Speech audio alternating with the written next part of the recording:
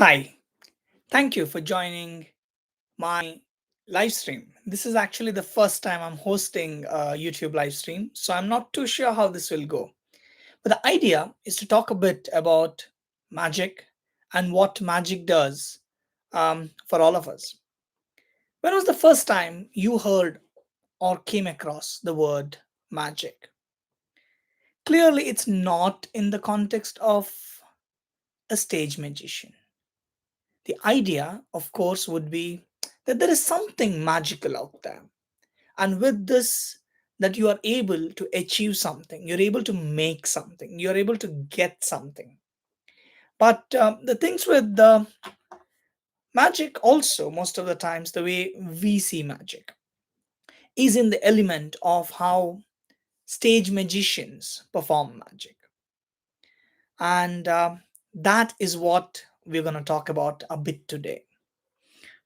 Now, as you might have heard, I am hosting online magic workshop because this is something a lot of people have reached out to me over the years. Because most of the times my workshops happen very rarely and only in a in-person, in-room live setup, which then means that you have to either be in Bangalore or um, have to travel over to Bangalore. Now, this means that the workshop is not available to a lot of people. And after much thought, I thought, okay, this time let me try making a version of this, specially for online. And that is something that is happening from Monday. But the idea of this talk is to sort of introduce what magic means to me and what I think magic, why it fascinates everybody. Now, I was barely 5 years of age when I came across this character called Mandrake the Magician. And Mandrake was a comic book, of course. You must have clearly heard of Mandrake, if not Mandrake, at least Phantom, both created by Lee Falk. Now, Mandrake was this magician who could hypnotize people. And that caught the imagination of me as this young 5-year-old. And right from then, all through, all I wanted to do was be a magician. And my journey in magic started with finding a couple of books. I'm from Udupi, and so I found a couple of small magic books, small but very important in my journey, because without those books, I would never have become interested so much and then gone further into magic. But life really changed when I made a small trip to Bangalore around the age of perhaps 13 or 14, um, over to my uncle's house here and visited this shop on MG Road called Gangaram's. Went up there and I was looking around and I found in the sports section a particular book, a book called The Amateur Magician's Handbook. This is that book. This is the exact same book that I've had all these years.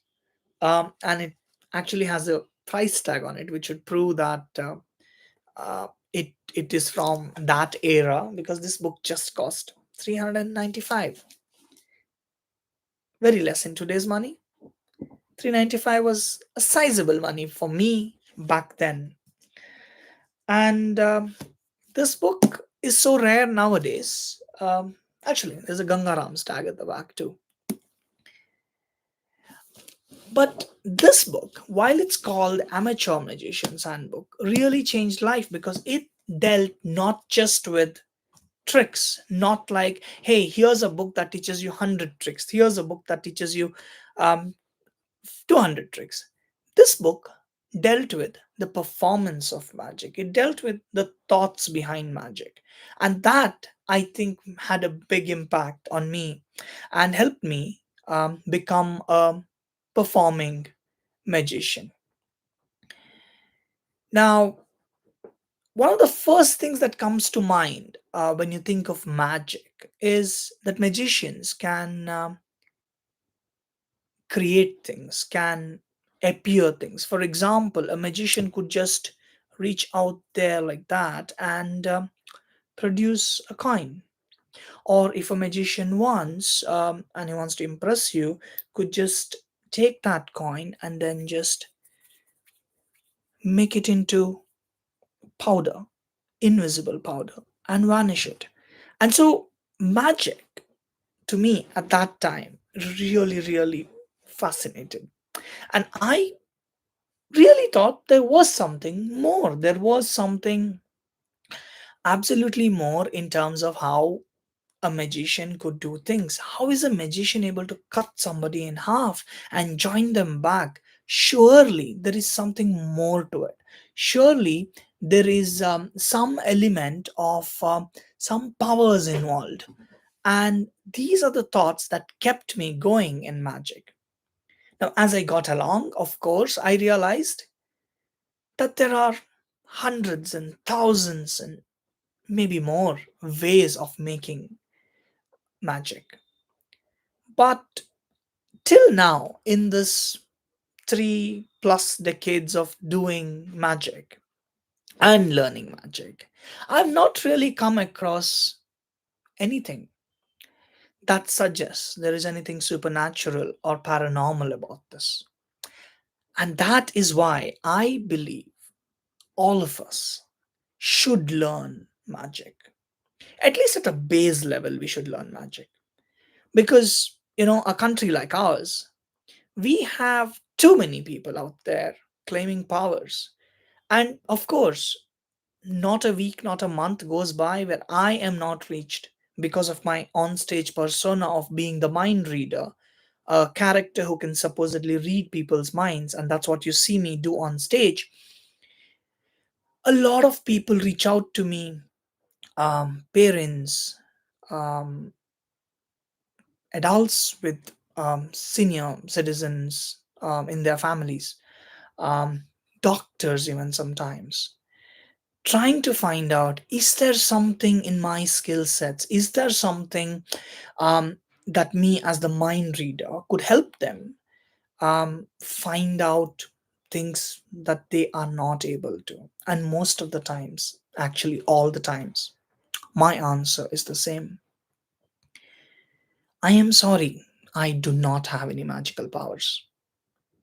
But yes, I do have enough skills to make you believe I may have magical powers. They're not really the same. And that is what differentiates a magician from everybody else who sort of does pretty much the same thing but claims powers. Before I go ahead, let me try explaining what to me is magic. Actually, why don't you think about it? What does the word magic mean to you?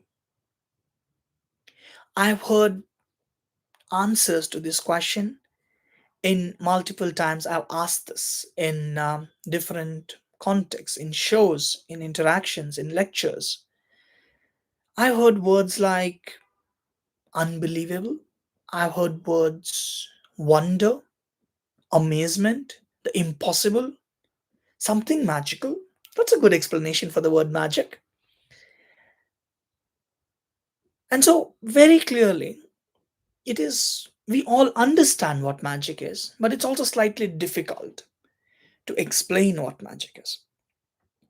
So I came up with a small effect, a small trick that to me best explains what magic is. Now let me try this and try doing that over here and see if I can explain this any better. Okay, yes, you should be able to see that now. I have a matchbox. Let me use the Amateur Magician's Handbook and put that matchbox up there. So now that's very clear for you. You can see that right there, and you can also see me. Now, this matchbox is a solid. If we go back to science and our physics classroom, this matchbox very clearly is solid. And to me, magic is about at the base breaking the laws of science. Um, and what it means is, let's say you are seeing a magician levitate somebody on stage or even produce something from nothing. These are effects where you are breaking a law of science. Science says this is not possible, but you're seeing the magician do this and you're going, "Ah, the magician must be having some powers. That is the only way he's able to do that, he or she." So, very clearly, magic is about breaking the laws of science. And that's where the matchbox comes in, because the matchbox is a good way for me to demonstrate what the mundane is. The matchbox is something we all have seen, we've all dealt with, and so it's the most one of the most ordinary things that we are used to. And science, and we've all heard this, says that you can't take, for example, two solid objects and make them go through each other. And I've set about saying, hey, so if we break that rule that you can't take two solid objects and make them go through each other, then that has to be magic. So I took a matchbox, which is a solid, and I took a needle with a ribbon through it, and I pushed that needle right through this matchbox so that you can literally see that it is going right through this matchbox. A solid, this is also a solid, a needle and a ribbon going right through this matchbox. A solid just went through another solid. Does that make it magic?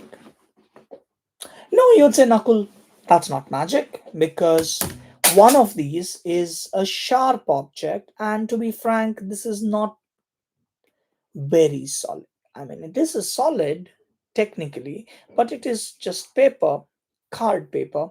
And so, naturally, if you take a metal needle which is sharp and you push right through um, the matchbox, it will, of course, go right through like this, and it will clearly be able to go through the solid. And so there's nothing really magical about it. Now, this is where the fun starts, because magic is also about creating amazement, about creating wonder. And the way you essentially do it is a magician never really tells you everything. A magician mostly does not tell you the full story of what is happening. For example, yes, the needle very clearly went through this matchbox. But was the matchbox what you expected it to be? Because have you seen that effect on stage where a magician gets a big box and an assistant walks over, an assistant walks into the box, they close the box, and they take these really large swords and they make that sword go right through the box from multiple sides, and then they open the box and the assistant walks out? All fine. This is something like that. Because if you really look at this matchbox and you try to pick it up, you would realize that it's heavy, very, very heavy. Yeah, really heavy. And if you see that and I slowly open it out, you realize this is matchbox is not maybe really what you thought it to be. Because inside this matchbox is a solid brass cube through which very clearly a solid penetrated a solid. And so, that to me, the combination of the storytelling, the setting, the expectation in the minds of the audience being broken completely, um, and breaking every expectation in their mind and performing what very clearly comes across as, if I dare say myself, a miraculous effect, I think actually defines what magic is. What's your thought? Do you agree? Or what does the word magic actually mean to you? Do send in your thoughts on the chat, and I will have a look and I will respond to it as soon as I can. Um, Now, the other element of magic is that the magician mostly all the time uses very ordinary daily use objects, like a coin or a pack of cards, or a pen. So I have a pen right there, so a pen, and then things like that. The reason a magician use these common objects is also because you don't really want people to think that there is something really special or magical about the object itself. Because if there was something really magical about the object, then the object should just vanish by itself, or produce by itself. And that's why it becomes very very important for a magician to use very normal everyday objects, at least in very close quarters. And that is what the course that I handle, whether in a classroom or online, actually deals with. Because we use a series of things, like a bunch of bangles, a pack of cards, coins, pen, a few ribbons, um, and things like that. And of course, something you learn with ribbons could then be done with using slightly more professional looking material, which is easy to find if you know where you can get them. And that's what the course, of course, also deals with, that the element of being able to not just perform magic with anything and everything, but also anywhere and for anybody. Because the moment you have a story, and the moment you are able to bring in the element of explaining to people how something works, when it should not, then it is really really fascinating. For example, I spoke about bangles. Now here are two of the bangles. And we again know very clearly that two solids cannot penetrate through each other. But if you just do that, you will see that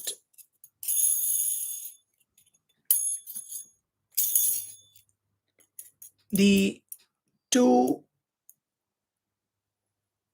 bangles could just go through each other, or actually separate out too. And so that's very, very, very fascinating to me, that you are able to do magic with a lot of common objects.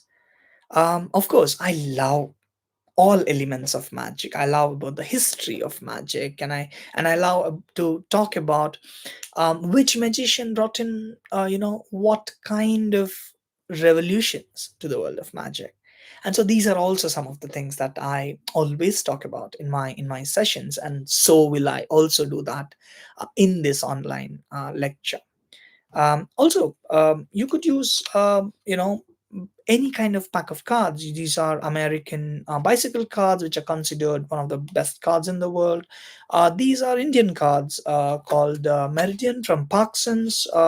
You get Nandi cards. You could basically pick cards from anywhere, and it's super fascinating that you could literally take a pack of cards and you know um, learn also how to hold a pack of cards, because in today's world most of us only play cards on devices, on iPads, on tablets.